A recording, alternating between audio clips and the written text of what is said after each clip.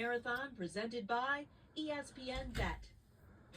Take a look at the women's bracket on the road to their final. Welcome back to the bracketology.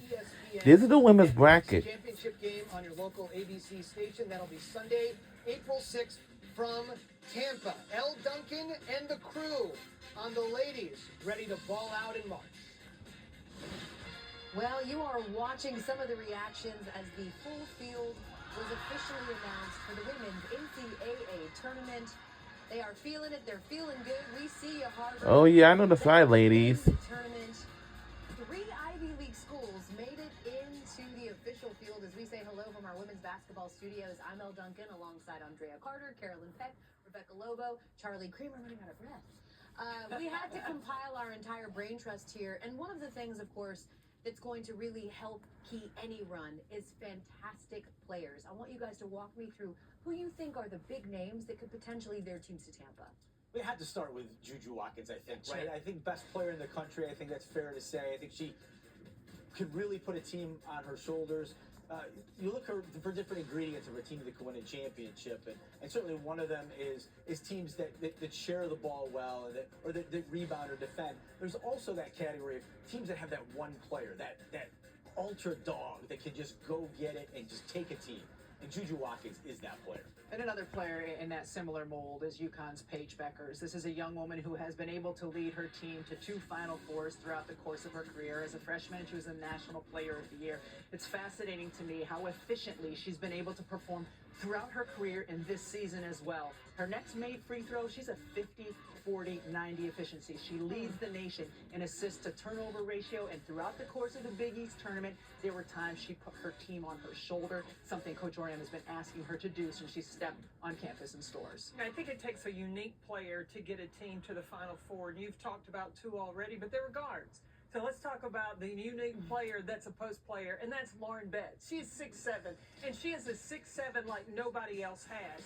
She not only embraces physicality, but this season she's delivering some of that physicality. She's averaging over 19 points a game, almost 10 rebounds a game. I think she will be a difference maker for UCLA. When you talk about a player that's unique, it's a player that is a combination of a big and a guard, and that's Madison Booker. She's 6'1", but she can put the ball on the floor. She's creative with the ball in her hands. Her mid-range game is so tough to guard. There are not a lot of teams that will have a natural defensive matchup for Madison Booker. South Carolina is one of those teams that does. And when you look at Texas games against South Carolina, and the 2 that they lost, Madison Booker was limited offensively. When Texas beat South Carolina, Madison Booker put up 20 points against the Gamecocks. So when you think about Texas making a run in this tournament, it'll be on the shoulders of Madison Booker and her skill set offensively. With all due respect, you all just gave me National Player of the Years, Conference Players of the Years. Is there anyone that's maybe unheralded that you think is going to introduce themselves to the national audience? I would say Tanaya Latson is one. You know, she is a player that leads the country in scoring. If Florida State's going to make a run, it'll be on her big-time buckets. I'm looking forward to seeing Harvard's Harmony Turner. Yeah. I mean, she talk about a bucket. She got 44 in the semifinals in the Ivy League.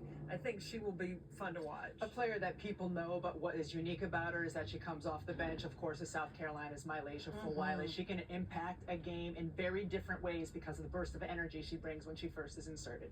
LSU's Anisha Morrow. She falls out of bed having a double-double. Yeah, sure. And you know what? Since you didn't anchor down, I'll throw out Michaela Blakes. 2 Anchor 50-point games, freshman, just an incredible freshman player. Listen, we expect a fantastic tournament and what we consider to be the most wide open it's ever been. You see the reactions. The road to Tampa officially begins this week.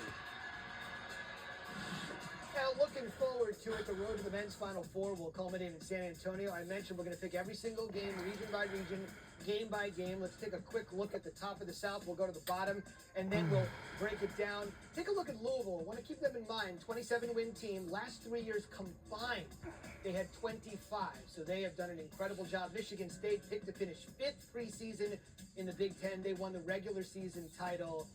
Keep an eye on San Diego State. The Birds Watching Show will be back on ESPN2 and ESPN. So the championship is on ESPN. I wish it would be on ESPN2. Up to around 20 million, where we normally have it each and every time. When we have a lot of work to do during this show. We're gonna get to 20 by Thursday. Soup, you are big, though. You are big. You're a calling card. All right, so let's go. Best first round matchup in the South. Let's start with you. No lack of teams to choose from. I think it's the game that I alluded to earlier when I talked about Louisville. That matchup between Louisville and Creighton is going to be great. I mean, you're talking about a Louisville team that over the course of this season has put Pat Kelsey very much so in the National Coach of the Year honors.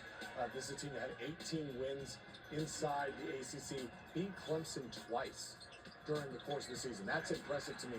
Power of the unit that he talks about. But Terrence Edwards Jr. averaging about 17 points per game. Chucky Hepburn has been just a quintessential leader that you could hope for, the embodiment of what Pat Kelsey wants to do. Now, their opponent in Creighton, they are very efficient with their two-point field goal percentage, and they defend the two-point shot extremely well. They got great length, obviously, with Kalkbrenner and Stephen Ashworth. Again, veteran guard who understands exactly what Coach McDermott wants, and we always talk about guard play and the level of importance. They've been tested throughout the Big East. To me, that is the game that is going to matter. And that matchup between Ashworth and Chucky Hepburn, that's going to be the determination factor as far as who wins that game. But that's a game I can't wait to see. Rain Smith, yes or no? Yeah, so Yes. They said that he's going to play. All right. Sharpshooter for Louisville. Go ahead. Very important. So you reeled off a bunch of great players to watch, but who's the one player in this region you got to be fixing? Well, it's got to be Janiah Broome from Auburn. I mean, he's, besides probably Cooper Flagg, the best player in college basketball. Let me just tell you this: and Bruce Pearl knows this, when you have Janiah Broome on your team, you've got to take advantage of it for this year. To have what they have, to have the best player, to try to have a chance to realistically win a national championship. Here's the deal with him, though. To beat Auburn, I really believe this. Can you get him away from the basket on the defensive end? So it's about the teams that he's playing against. Do they have a 4 or 5 man that they can move him away from the basket to be able to get into the paint to open up that lane? If they can move him away, get Cardwell out. But there's no question, you've got to take advantage of having probably the greatest portal transfer to this point, even though the portal's only been a few years, to this point, the greatest portal transfer that we've seen in college basketball. His passing has been sublime. Incredible. As well. Doesn't matter if you double him, single, triple team, he finds ways to get that.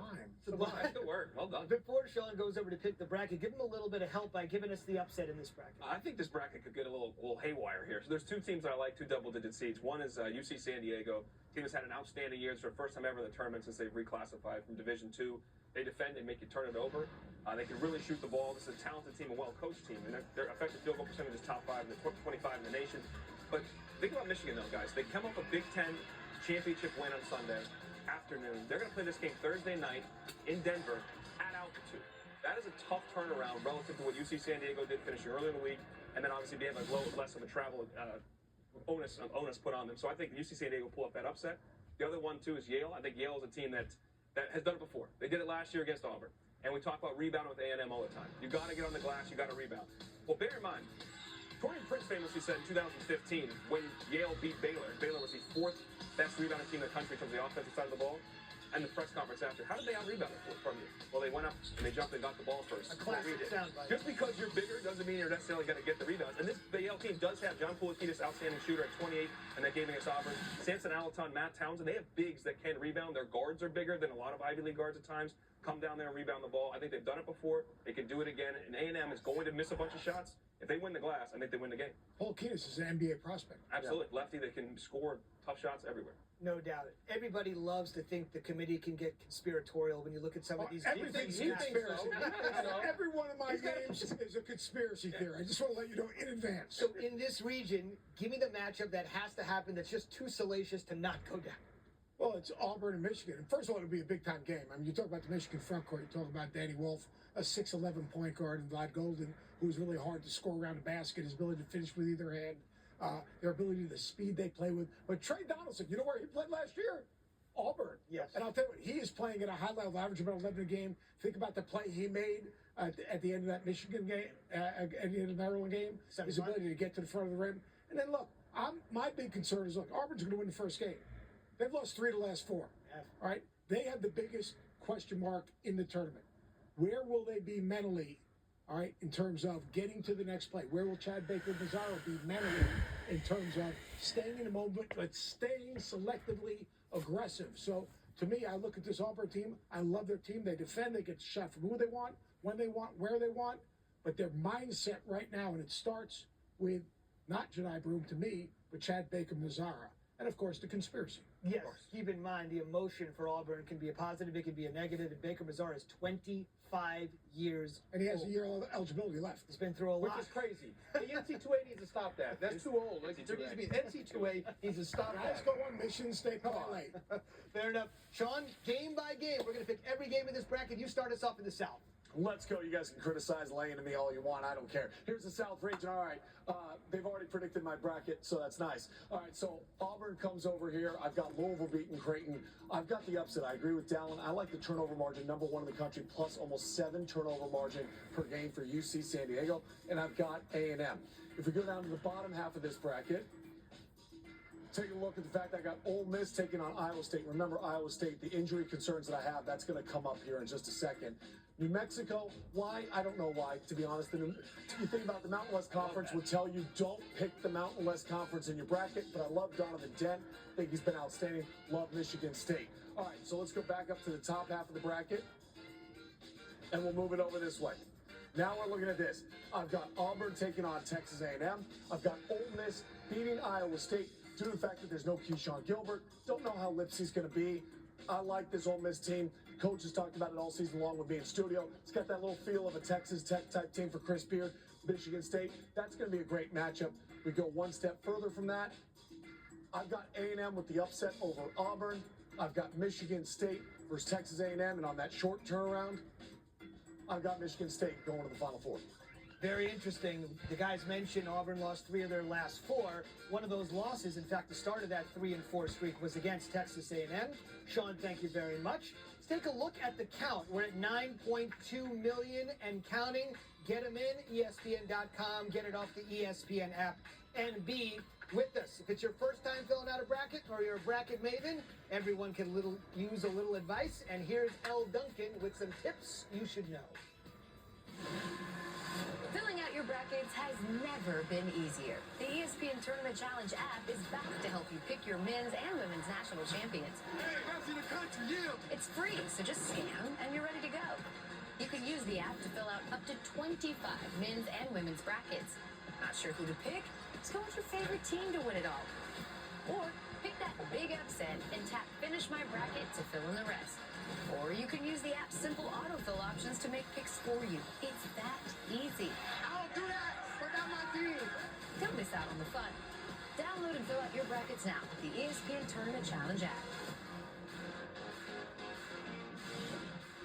What a season it's been. #1 for the first time in over 20 years. Back-to-back #1 seeds since the 1980s. Dick Schaefer, the architect of the Longhorns, is here. It's great to have him on our bracketology special. Coach, I know you've talked about this team's togetherness and their unity. For someone that's on the outside looking in, myself, our viewers, how would you describe the bond for your young women?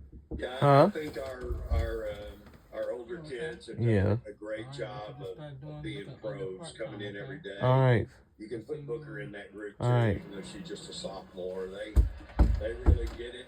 They understand what preparation is. They've practiced with intentionality. They've played like this could be, as a senior, this is your last year. And so I think it's really permeated through our team.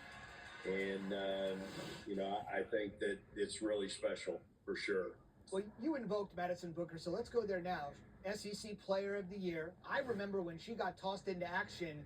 She was a ballyhooed recruit, but due to injury, she got in there right away. She's adjusted seamlessly. Why has she been so good so fast? Well, I think you have to give her credit and you have to give my staff credit. Last year getting thrown into that point guard role, I made it known really quick that there wasn't going to be another option. I think what's unusual about her is she just loves the gym. And she invests time in the gym. She invests time in her craft. She's in there shooting a lot with our coaches, and spends a lot of time. She spent a lot of time as a freshman with Coach Schaefer Jr. getting shots up every day. And so you have to give the kid credit. She works at it, and she takes great pride in her craft. You just invoked your coaching staff and the other Schaefer, so I have to ask about this. I mean, what is it like as a father and a coach to coach your daughter to great success on the floor and now have her join you on the staff in Austin? Well, it's really special, obviously. But again, as I say to everyone, she's earned her way. She earned her way as a player. Fair or not, she probably got coached harder than anybody on the team. Never whimpered, never questioned, never said why, how come. She just put her head down and went to work. Made herself into a all-SEC player, was on the all-defensive team, played on back-to-back national championship teams. And you have to give her credit for that. But then as an assistant coach, she's worked her way up from the ground up, from a assistant director of player development to a director of ops, being thrown in that at the very last second, and then now being a full-time assistant coach. And so, again, I credit the other coaching staff that's been with her to they give her something to look at, what it looks like. Elena Lobata has been with her a long time and has mentored her. And so she's had great mentors. Johnny Harris, Dee was with us that time. And so, she's really had good people to learn from. I'd be lying if I didn't say it's really cool. Coach Schaefer, thanks so much for joining us tonight. Man, I really appreciate you guys. As always, praise the Lord and hook 'em horns.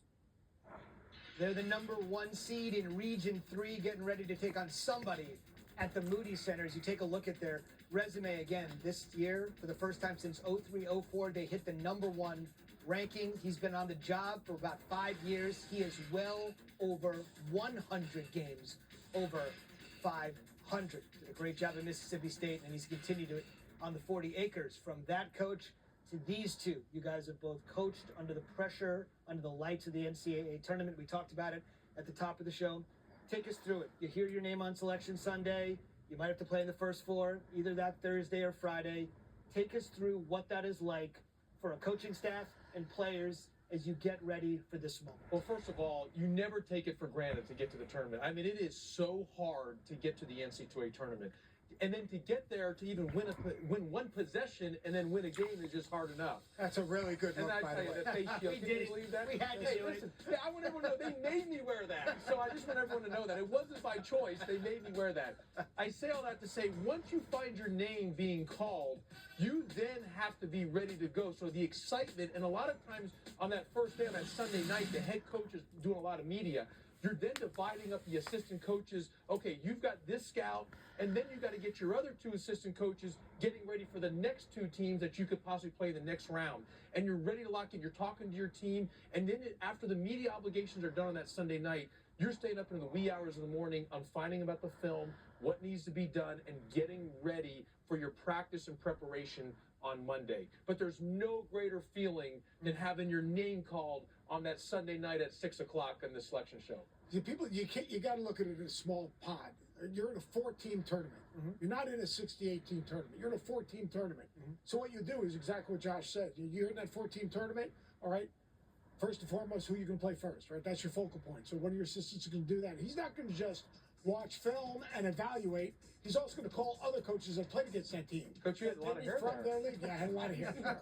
But more importantly, he's going to make phone calls to try to get a better feel. He's going to try to find video of teams that play in a similar style that we would play. He's also going to try to find teams that gave them a problem, right? So you can compile your scatter report, obviously, just what Josh said.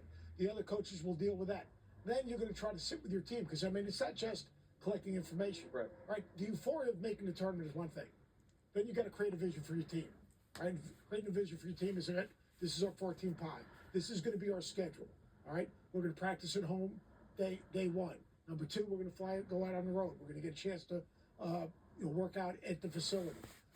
These are the things that we're going to try to accomplish. And you're going to give them a mini scouting report that next morning. It's not going to be a full scouting report. It's going to be personnel driven. Wow. All right? Because first and foremost, it's personnel driven, then concept driven. And then you're going to go about routine.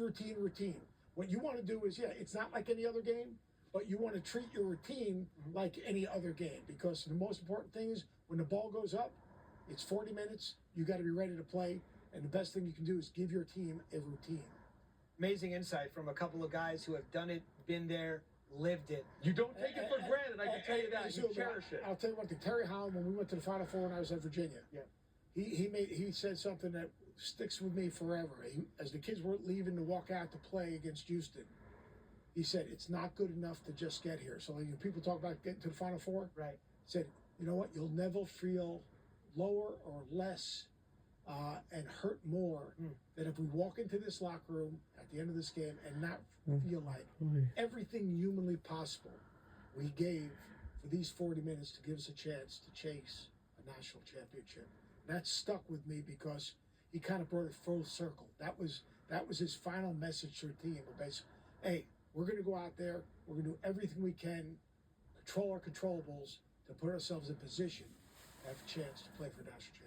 Those words uttered 40 years ago. I know Coach Holland was a mentor of yours, and it stands to reason that 4 decades later, I think every coach and player feels the exact same way. Take a look at this list of coaches that kind of knows what it feels like. Of course, Dan Hurley has gone back-to-back. Can they make it 3 in a row for the first time since UCLA a half-century ago? Bill Self's won 2. Rick Pitino, of course, has now taken his 6th different team to the tournament. Cut down the nets twice. Scott Drew, Coach Cal, and Tom Izzo celebrating the 25th year of his one championship at Michigan State. On the way, how will the West be won?